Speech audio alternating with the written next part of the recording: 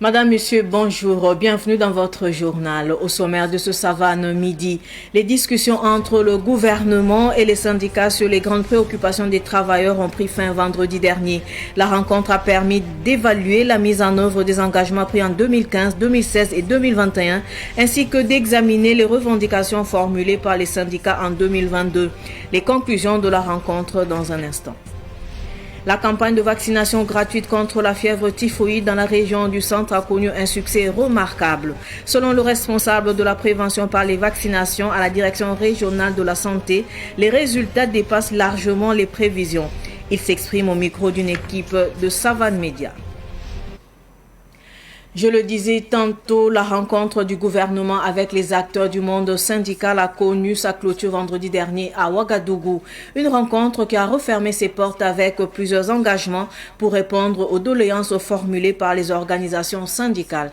Retour sur la cérémonie de clôture avec Ahmed Joël Compaoré.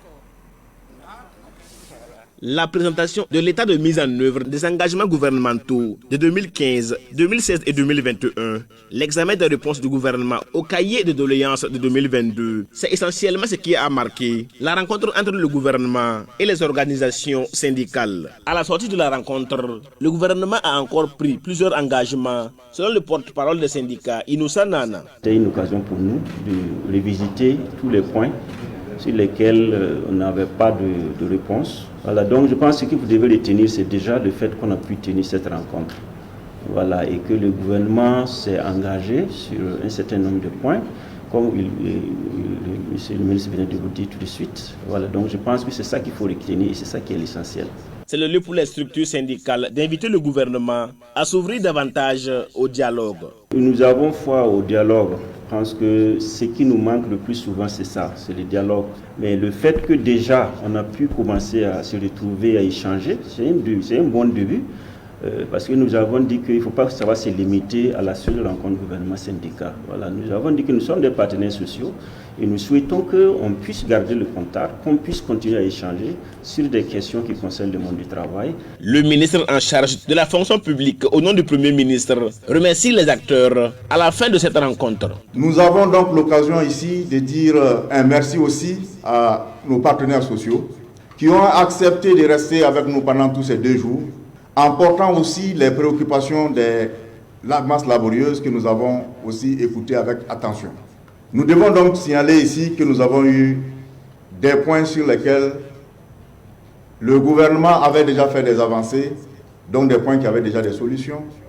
Nous avons également des points sur lesquels on a pris des engagements pour poursuivre les actions de telle sorte que l'on arrive à des résultats satisfaisants. Les questions de liberté ont également été sur la table des échanges. Les questions subsidiaires qui se sont invitées sur la table ont fait l'objet d'attention. On les a écoutées, mais nous avons aussi dit qu'étant entendu que ce que nous avons appelé être des tractations ont été menées selon la procédure, qu'il était bon qu'on y réfléchisse. Et nous voudrions que ce soit l'occasion aussi qui soit donnée à tout le monde de voir une occasion d'unir nos actions pour parvenir donc à la victoire finale qui est celle de la lutte contre le terrorisme. Les structures syndicales invitent le gouvernement à prendre en compte toutes leurs doléances, car sur 31 doléances, seulement 13 ont trouvé des réponses satisfaisantes. Parlons à présent du bilan de la campagne de vaccination gratuite contre la fièvre typhoïde dans la région du centre. Près d'1 500 000 enfants de 9 mois à 14 ans ont été vaccinés du 23 janvier au 29 janvier 2025 dans la région du centre. Un bilan largement au-dessus des attentes selon le responsable de la prévention par les vaccinations à la direction régionale de la santé du centre. Daouda Yameogo est allé à sa rencontre. Selon les données collectées à travers les districts sanitaires durant la campagne de vaccination, près d'1 500 000 enfants ont été vaccinés contre une prévision initiale d'environ 1 250 000 enfants, soit 117% par rapport à la prévision initiale. Un résultat qui satisfait le responsable de la prévision par les vaccinations à la direction régionale de la santé du centre. Il faut dire que cette campagne pour nous c'est vraiment une réussite. Parce que c'était également un défi pour la région du centre. Comme vous le savez, c'est la plus grande région du pays, où la cible attendue pour cette campagne était de près de 1 253 131 enfants qu'on devrait vacciner du 23 au 29 janvier de l'année 2025. Et au résultat, nous pouvons être satisfaits parce que nous avons largement dépassé la cible attendue. Pour le responsable de la prévention par les vaccinations, ce bilan largement au-dessus des attentes est à mettre à l'actif de la communication autour de la campagne. Je peux reconnaître en tout cas pour cette campagne de vaccination contre la fièvre typhoïde a mieux marché par rapport aux autres campagnes. Parce que avec tout ce qu'on a mis en termes de communication, la population connaissant déjà la maladie et tout ce qu'il a comme manifestations que les gens maîtrisaient déjà au niveau de la communauté, et on s'est rendu compte que c'était vraiment un besoin ressenti de la population en termes de vaccination, parce que la fièvre typhoïde, au niveau de la communauté, ils connaissaient déjà cette maladie et beaucoup même le faisaient déjà en privé. Donc je pense que c'est une opportunité que l'État a saisie, notamment pour que nous puissions en tout cas immuniser la population, et la population aussi a adhéré fortement parce qu'on s'est rendu compte que c'est un besoin ressenti. Ce vaccin est désormais introduit dans le programme de vaccination élargi au Burkina Faso. Ce vaccin a été introduit dans le programme élargi de vaccination. Donc, pour dire qu'à partir du 30, tous les enfants dont leur âge est compris entre 9 mois vont bénéficier désormais de ce vaccin. Donc c'est pour dire que nous avons non seulement ratissé l'âge en prenant jusqu'à 14 ans, et à partir de cet instant précis, nous allons maintenant démarrer avec tous ceux qui ont l'âge de 9 mois et qui vont rentrer dans notre système de vaccination. Donc je pense que, à mon sens, en tout cas, ça a été une très belle initiative, parce que quand on fait ça, ça permet en tout cas d'asseoir comme on a dit, ça nous permet de jouer sur l'incidence de cette maladie pendant au moins une dizaine d'années.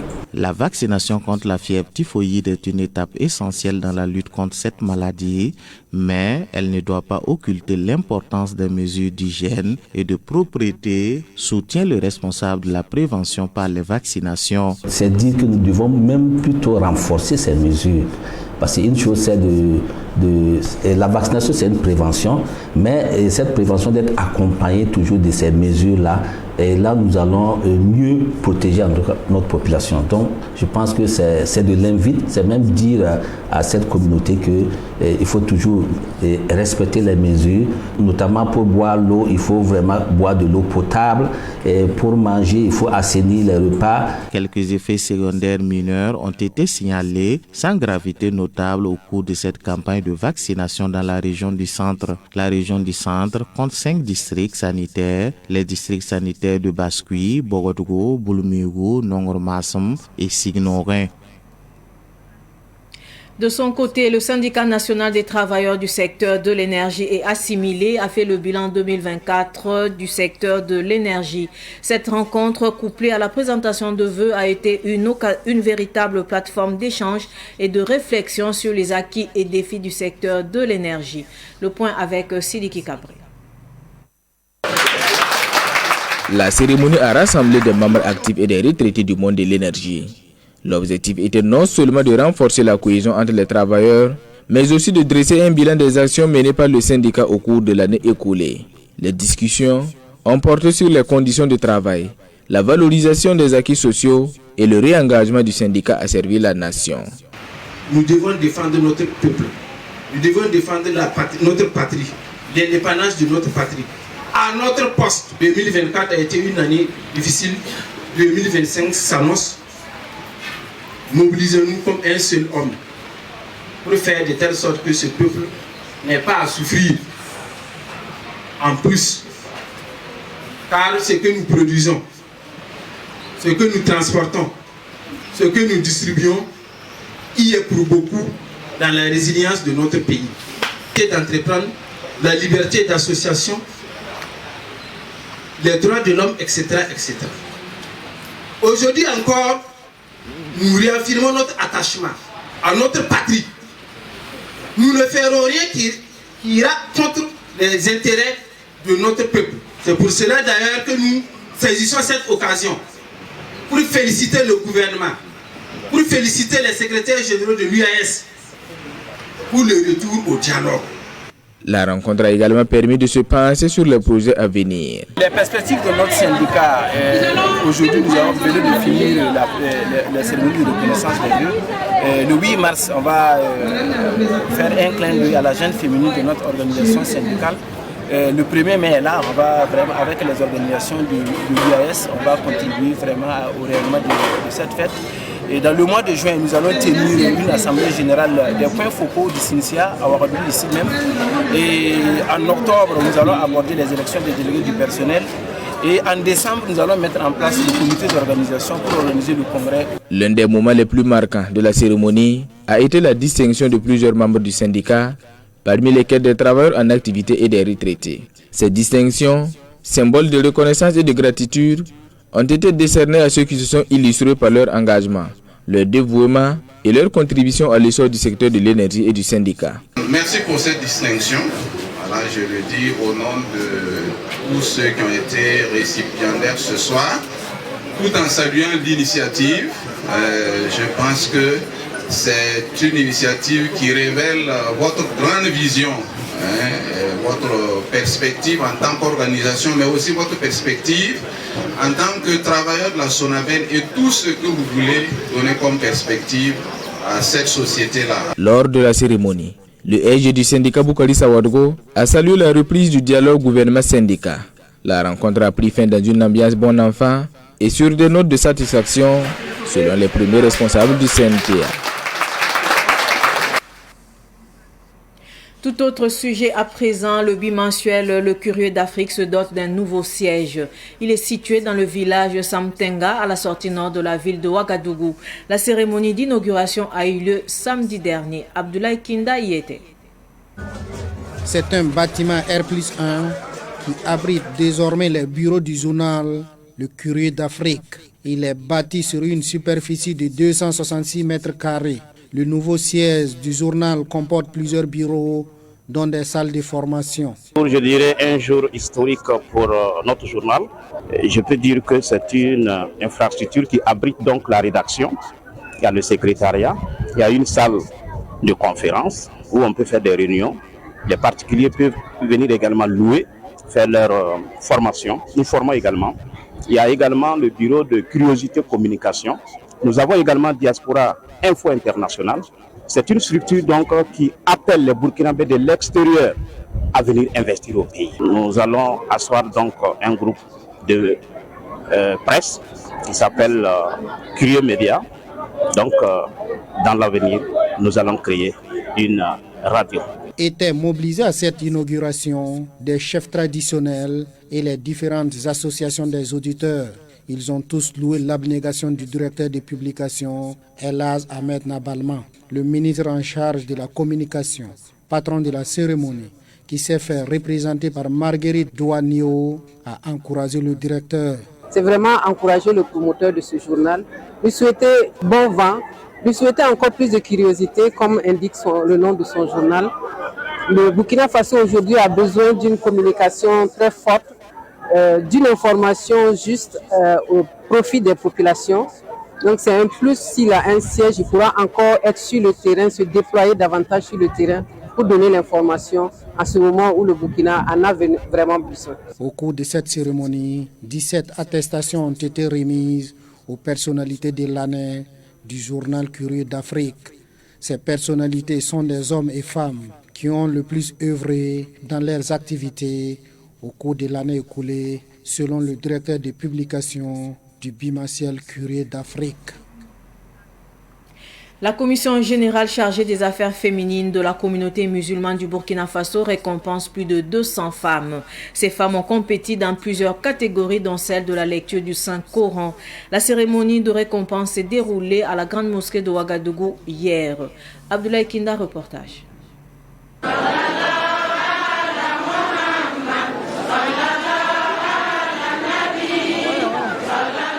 Faouziatou Kanazoé, première de la compétition, obtient un billet d'avion Pour le HADS 2026, plus d'autres gadgets, elle exprime sa satisfaction. Je ne peux que le remercier Dieu. Je suis très contente.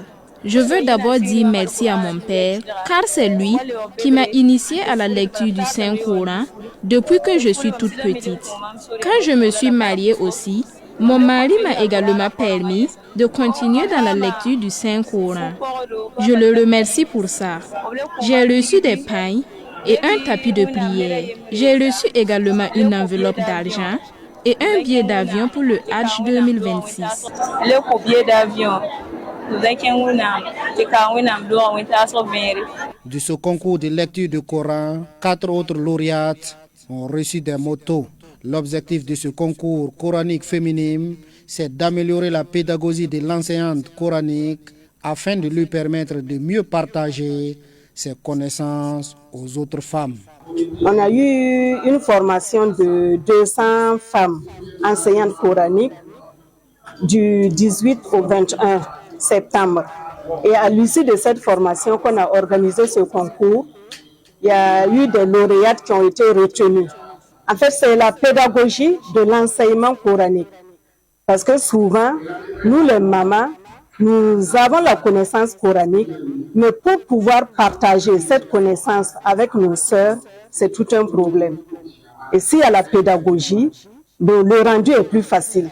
Des prix ont aussi été remis à des personnes qui ont soutenu l'activité. Celui qui a été à la base de l'apprentissage du Coran des femmes au Burkina Faso, c'est notre Cheikh Islam, Cheikh Mahmoud Bandé. On lui a remis une moto aussi. Et parmi les femmes, il y a une qui est vraiment dégourdie. Et à cette dame aussi, Adja Fatmata Kabori, on lui a remis une moto. À l'endroit des lauréates, on les exhorte davantage à se perfectionner et à partager ce qu'elles savent du Coran aux autres membres et aux autres sœurs. Si l'enseignement est bien rendu au niveau des familles, je pense que ça va être une source pour que la quiétude même revienne au Faso.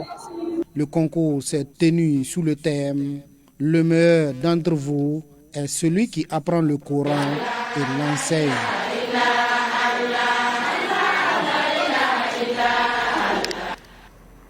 Parlons musique à présent. Axel Kidane, à l'état civil, Alimata Tchombiano a dédicacé son 3e album intitulé Itundi, un titre en gourmachema qui signifie sensibilisation. Cet opus composé de 13 titres rend hommage au corps enseignant, aux forces de défense et de sécurité et aux volontaires pour la défense de la patrie. Retour sur l'ambiance de la dédicace qui a eu lieu vendredi dernier avec Madina Touedraogo. Allez, allez, nos FDS pour la victoire. Allez, allez, nos VDP pour la victoire. Allez, allez, allez, nos FDS. Allez, allez. Natif de Fadane Gourma et enseignante de profession, Axel Kidane a mis son 3e album sur le marché discographique. Une œuvre chantée en gourmand schéma, moré et français. L'opus Intondi rend hommage au corps enseignant ainsi qu'au FDS et VDP. Parmi les titres de l'album, l'artiste a repris l'hymne national du Burkina Faso en langue gourmand schéma.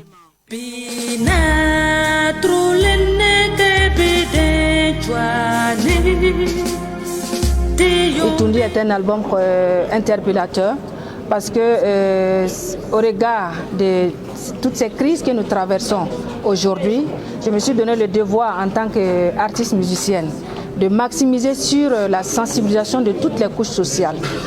Alors, Itundi, à travers Itundi, je prône le civisme, la citoyenneté, l'éducation de qualité, la paix, la cohésion sociale, le vivre ensemble, le respect, surtout l'amour.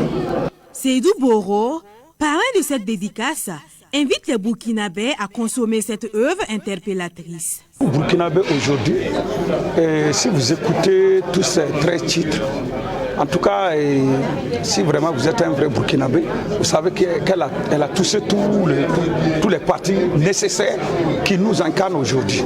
Moi, je crois que de ma part, en tout cas, ça me motive plus que tout, en tout cas de l'accompagner. Vraiment, je trouve en tout cas mon compte et le compte de tous les Burkinabés, en tout cas même le gouvernement, celui qui peut écouter ça attentivement, connaît quand même que ça a touché tous les points. Au cours de cette soirée, des tableaux d'honneur ont été décernés aux différents parrains, marraines et invités d'honneur. Une tournée nationale est prévue pour la promotion de l'album Intundi.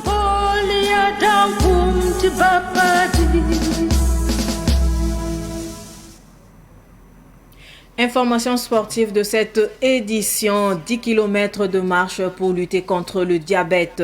L'initiative est de l'Association des Jeunes Unis pour la promotion du sport AJPS qui veut, à travers le sport, éradiquer les maladies telles que l'obésité et le diabète. La marche a eu lieu samedi matin à Ouagadougou. Le compte-rendu de Yacouba Kiamtore. L'Association des Jeunes Unis pour la promotion du sport AJPS, un mouvement contre le diabète. À travers une marche sportive de 10 km, suivie d'une séance d'aérobic avec ses membres et la population, la JPS sensibilise sur l'importance du sport sur la santé humaine. Plusieurs sens ignorer que le sport a des bienfaits pour la santé de l'homme, sur le plan mental et sur le plan physique aussi. Et aussi, ça aide aussi à lutter contre beaucoup de maladies. Hormis le diabète même, le sport même a des bienfaits pour l'homme. Voilà, ça aide vraiment à lutter contre beaucoup de maladies. À cette occasion, les amoureux du sport ont marché de la direction de Sonabi à Gungwe jusqu'au rond-point de Sissin et ce pendant 4 fois. Ils s'engagent ainsi à la lutte contre le diabète à travers le sport. On a commencé, mais ça fait du bien. C'est pas mon première fois comme ça va ma troisième fois que je sors pour faire ça là. Mais quand je fais ça, je sais que je suis en bonne santé. Je suis sortie pour marcher, parce que le sport, ça fait du bien. Ça lutte contre plusieurs maladies. Cette activité qui signifie donc la marche contre le diabète, organisée donc par la jeunesse, nous avons voulu les accompagner, non seulement pour les encourager, et montrer aussi à toute la population que à travers la marche, on peut résoudre un certain nombre de problèmes de santé. À cette 4e édition de la marche sportive de 10 km de la JPS, la présidente de la délégation spéciale de l'arrondissement 6 de Ouagadougou, Céline Pouda, était de la partie. Elle appelle la population à la pratique du sport pour lutter efficacement contre les maladies comme le diabète et l'obésité. Le sport est bon pour la santé de tout le monde. Moi, je suis venue faire cette marche pour ma propre santé et encore encourager ces jeunes et inviter les autres aussi à venir faire ce sport. Parce que le diabète, c'est une maladie très sournoise, silencieuse, qui fait... Beaucoup de gens ont cette maladie sans le savoir. Donc le sport évite toutes ces maladies. En faisant le sport, ça déstresse et ça nous empêche d'avoir toutes ces maladies. L'Association des Jeunes Unis pour la promotion du sport donne rendez-vous à la population ouagalaise à la 5e édition très prochainement. C'est sur cette note sportive que s'achève cette édition d'information. Merci de rester fidèle au programme de Savane TV. Au revoir.